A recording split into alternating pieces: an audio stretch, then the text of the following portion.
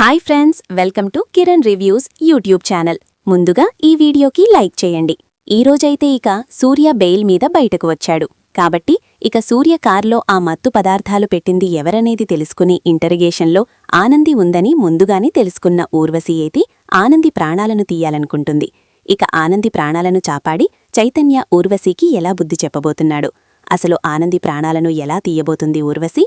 ఇదంతా తెలుసుకోవాలంటే ఈ వీడియోని స్కిప్ చేయకుండా చివరి వరకు చూడండి. ఇక ఈరోజైతే ఊర్వశి అయితే తన ఎట్టి పరిస్థితిలో పోలీసులకు దొరికిపోనని నమ్మకంతో ఉంటుంది. కాని ఆఫీస్కు వచ్చేసరికి సూర్య ఎవరో కాదు, జీవన వాళ్ల నాన్న. ఇక ఆనందికి కన్న తండ్రి కంటే ఎక్కువ. వాళ్లకోసం ప్రాణాలైనా ఇస్తుంది ఆనంది అని జీవన ద్వారా ఊర్వశి తెలుసుకుంటుంది. అంతేకాదు, ఇక ఆ నిజం తెలిసినప్పట్నుండి ఊర్వశి అయితే గడగడ వణికిపోతూ ఉంటుంది. ఎందుకంటే ఇక నేను సూర్యాను జైలుకు పంపించాను, ఇక నేను దొరికిపోను అనుకుంటే ఇక వచ్చి వీళ్ల మధ్యలోనే ఉంటున్నాను. ఏంట్రా బాబూ నాకీ కర్మ! ఇక ఇప్పుడు నేనే సూర్యాను ఇక జైలుకు పంపించాను, సూర్యకార్లో మత్తు పదార్థాలు పెట్టింది నేనే అని ఇప్పుడిక ఎవరికైనా తెలిస్తే ఇక నన్ను బ్రతకనివ్వరు.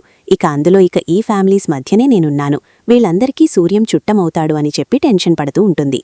ఇక ఆదిత్యాను తను సొంతం చేసుకోవాలని ఆలోచన లేకుండా తను ఎలాగైనా ఈ ఫ్యామిలీస్ నుండి బయటపడాలి, నా ప్రాణాలను కాపాడుకోవాలి అని చెప్పి ఊర్వశి అయితే ఇక ఇలా ప్రయత్నాలు చేస్తూ ఉంటుంది. అప్పుడే ఇక ఇలా సునంద దగ్గరికి వెళ్లి, మేడం, నాకెందుకో ఈ ఆఫీస్లో వర్క్ చేయాలనిపించడం లేదు, నేను ఆఫీస్లో వర్క్ మానేస్తాను మేడం, నాకిక ఆదిత్యతో పెళ్లి అవసరం లేదు, ఆ ఆనంది నన్ను ఆదిత్యను కలవనివ్వదు. ఈరోజు ఆదిత్య దగ్గరికి ఇక నేను వెళ్లాను, అతనితో ప్రేమగా మాట్లాడుతూ ఉండగా నీ చిన్న కొడుకు చైతన్య చూసి నన్ను చాలా తిట్టేశాడు, ఇక నేనిక్కడ ఉండలేను అని చెప్పి ఎలాగైనా తప్పించుకోవడానికి అంటూ ఉంటుంది ఊర్వశి. అయితే అప్పుడే ఇక సునంద అయితే, ఏంటి ఊర్వశి, నువ్వు భయపడుతున్నావా? నేనున్నాను కదా, నేనే కదా నా కొడుకుని నిన్ను ఒకటి చెయ్యాలనుకుంటున్నాను. ఇంకా అలాంటి వాళ్ళు ఎవరేమన్నా నువ్వు పట్టించుకోవద్దు, పద ఇప్పుడు ఆ చేతుగానికి బుద్ధి చెప్తాను అని చెప్పి చైతన్యానైతే ఇక సునంద చేత క్లాస్ వీకేలా చేస్తుంది. ఇక అప్పుడే సునంద, ఏంట్రా చేతు ఇది, ఇల్లు అనుకుంటున్నావా, ఆఫీస్ అనుకుంటున్నా? మీ అన్నయ్య దగ్గరికెళ్ళి ఊర్వశి ఏదో మాట్లాడిందని చెప్పి ఊర్వశినికి వార్నింగ్ ఇచ్చావంట అని చెప్పి చాలా తిడుతూ ఉంటుంది చేతునైతే. అప్పుడే ఇక చైతన్య అయితే, అది కాదమ్మా, ఎవరి లిమిట్లో వాళ్ళుండాలి, అన్నయ్యతో అంత క్లోజ్గా ఉండడం నాకు నచ్చలేదు, అందుకే నాకిక కోపం వచ్చి అలా అన్నాను అని చెప్పి చేతు అయితే అంటూ ఉంటాడు. మీ అన్నయ్యకు లేని కోపం నీకెందుకురా, మీ అన్నయ్యతో కదా అలా ప్రవర్తించింది, ఇక నీతో కాదు కదా అని చెప్పి సునంద అయితే ఈరోజు చాలా తిట్టేస్తూ ఉంటుంది చేతునైతే. అప్పుడే ఇక ఆనంది అయితే లైట్ తీసుకుంటుంది. చేతు, నీకెందుకు, ఇక నువ్వు సైలెంట్గా ఉండు, ఇక నేను చూసుకుంటాను కదా అని చెప్పి ఆనంది అయితే చేతునైతే ఇక సైలెంట్గా ఉండమని సైగా చేస్తూ ఉంటుంది. దాంతో చేతు సైలెంట్ అయిపోతాడు. ఇక అందరూ కూడా లంచ్ టైంలో లంచ్ చేస్తూ ఉంటారు. ఇక ఊర్వశి ఇక అన్నం కలపడం, తను తినడం అవన్నీ కూడా వీళ్లకు విచిత్రంగా అనిపిస్తాయి. ఎందుకంటే ఏ అమ్మాయి కూడా అంత ఇక అలా కలపడం ఎవ్వరూ కూడా చూడలేదు. నువ్వేంటి ఇలా కలుపుతున్నావు, ఆ అన్నం ఏంటి అలా తింటున్నావు, ఇక అలా తింటే నిజాయితీ పరులుగా ఉండరు, ఇక నువ్వు చేసే పనులన్నీ కూడా ఇతరులను మోసం చేసి నీ స్వార్థం కోసమే ఇక చేస్తున్నట్టు మాకు అనిపిస్తుంది. ఎందుకంటే నీ తిండి ప్రవర్తనలోనే, ఇక నీ ప్రవర్తనలోనే మాకంతా తెలిసిపోతుంది. నీతో చాలా జాగ్రత్తగా ఉండాలి. ఇక నువ్వు ఏం చేస్తున్నావు, ఎక్కడ ఉంటున్నావు, అసలు నీ బ్యాక్గ్రౌండ్ ఏంటి అన్నీ మేము త్వరలో తెలుసుకోవాలి అని చెప్పి ఆనంది చేతైతే అంటూ ఉంటారు ఊర్వశితో. ఇక అది విన్న ఊర్వశి అయితే, ఏంటి వీళ్ళు నిజంగానే నా ఫ్యామిలీ గురించి, ఇక నేను చేసిన తప్పుల గురించి తెలుసుకుంటారా? ఇక మత్తు పదార్థాలు పెట్టింది నేనే అని ఆనంది కనిపెట్టేస్తుందా? ఇక జీవనేమో వాళ్ల కన్నతండ్రి అని చెప్పింది, కాని ఈ ఆనందికి ఇక కన్నతండ్రి కంటే ఎక్కువ ప్రాణం కూడా ఇస్తుందంటే ఖచ్చితంగా సూర్య బెయిల్ మీద బయటకొచ్చాడు కాబట్టి తను ఎప్పటికీ ఇక జైలుకు వెళ్లకుండా అసలైన దొంగలను పట్టించడం కోసమే ఆనంది బెయిల్ మీద బయటకు తీసుకొచ్చింది. ఇక నన్ను పోలీసులకు పట్టించేస్తుంది, నన్ను బ్రతకనివ్వది ఆనంది అని చెప్పి ఇక చాలా టెన్షన్ పడుతూ ఉంటుంది.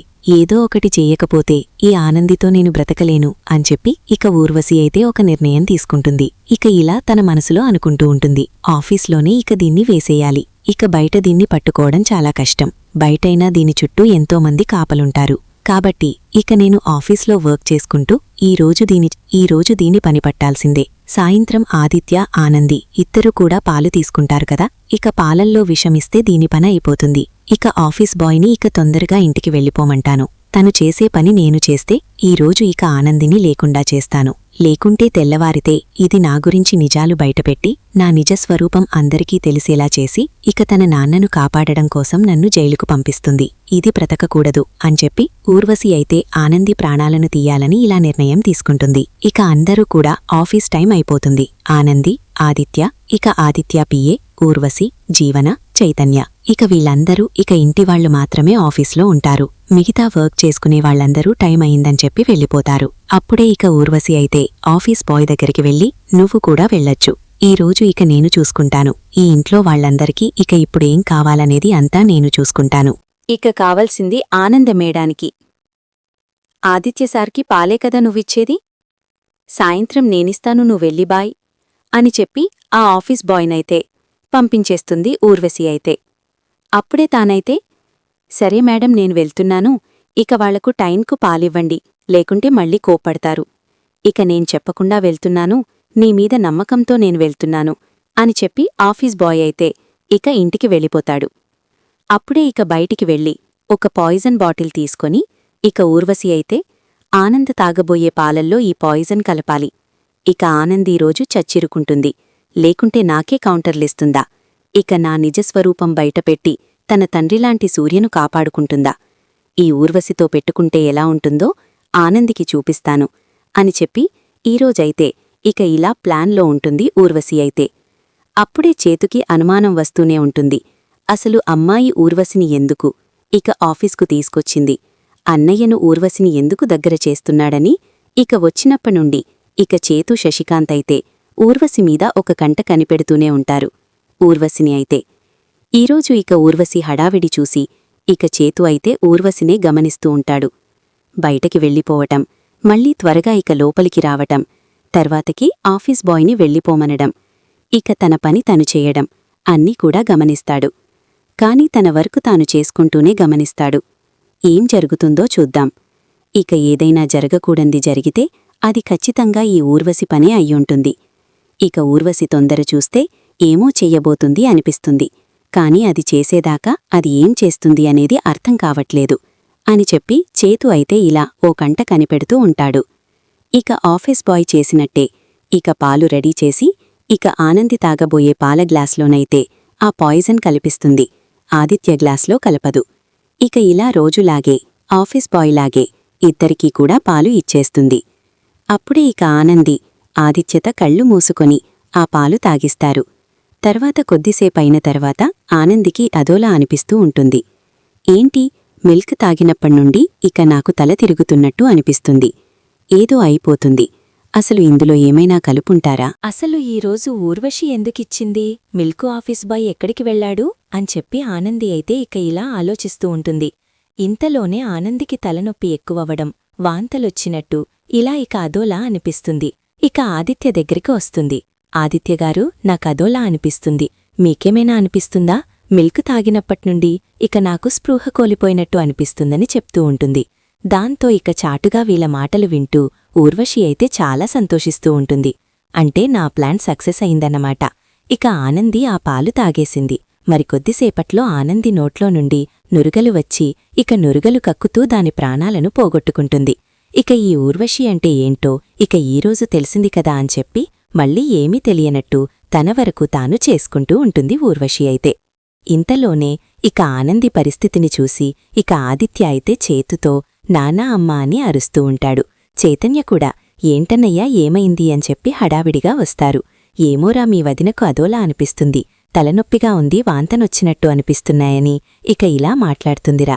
నోట్లో నుండి నురగలు కూడా వస్తున్నాయిరా, ఏం జరిగిందో తెలియట్లేదు అని చెప్పి ఆదిత్య అయితే చేతుతో అంటూ ఉంటాడు. అప్పుడే ఇక చేతు అయితే ఏంటి వదినా ఏం జరిగింది, ఏమైనా తిన్నావా అని చెప్పి అంటూ ఉండగా ఇప్పుడే ఊర్వశి మిల్క్ ఇచ్చింది, ఆ మిల్క్ తాగేశాను, ఇక తాగిన తర్వాత నాకిలా అనిపిస్తుంది చేతు అని చెప్పి ఆనంది అయితే కుప్పకూలిపోతుంది ఒకేసారి. అప్పుడే ఇక చేతుకైతే అర్థమైపోతుంది, అంటే ఇదంతా ఊర్వశి పనన్నమాట. ఇక ఈ ఆఫీస్లో సీసీ కెమెరాలున్నాయి, అవి ఉన్నట్టు దానికి తెలియదు కదా, ఇక ఇప్పుడే వెళ్ళి నిన్ను చూస్తాను అని చెప్పి వెంటనే ఇక చేతు అయితే ఇక అక్కడ ఆఫీస్ బాయ్ వంట చేసే రూంలో సీసీ కెమెరా ఉంటుంది, అందులో చూసేస్తాడు. చూసేసరికి ఇక ఇలా పాయిజన్ ఊర్వశి పాలల్లో కలపడమంతా కూడా అందులో ఉంటుంది. అంటే ఇదంతా దీని పనన్నమాట. అసలు మా వదినని ఎందుకు చంపాలనుకుంది? అసలు మా వదినను ఎందుకు ఇలా కిరాతకంగా ప్రాణాలు తీయాలనుకుంది ఊర్వశి?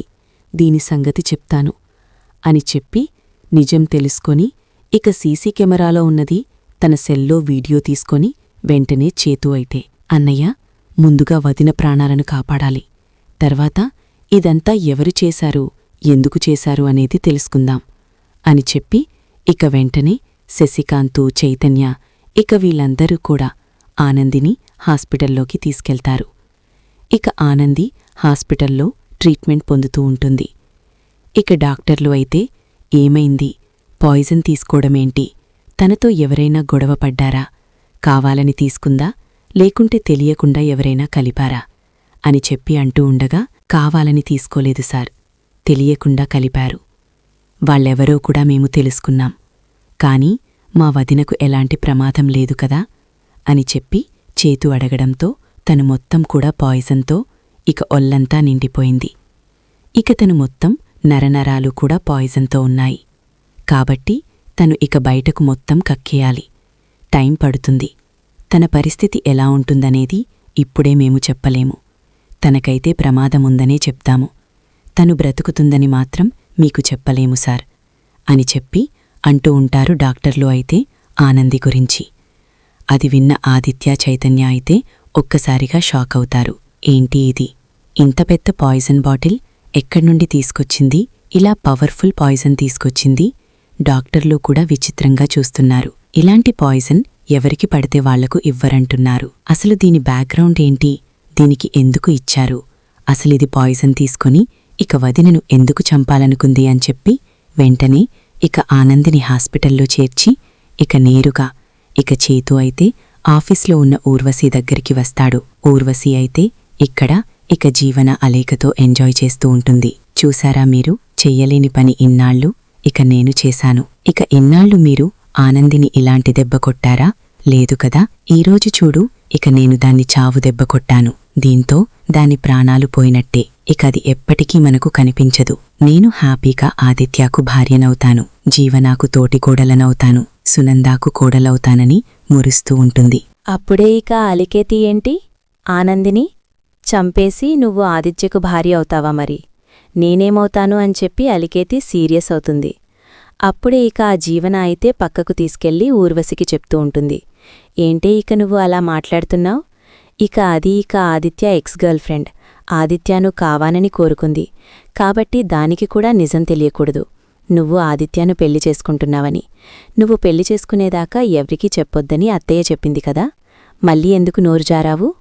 ఇక నేనేదో అలా అన్నానని చెప్పి తప్పించుకో, లేకుంటే ఇక దీంతో మనం ఇక టెన్షన్ పడవలసొస్తుంది. ఇది అసలే ఇక ఏదైనా అనుకుంటే అది సాధించేదాకా వదిలిపెట్టదు.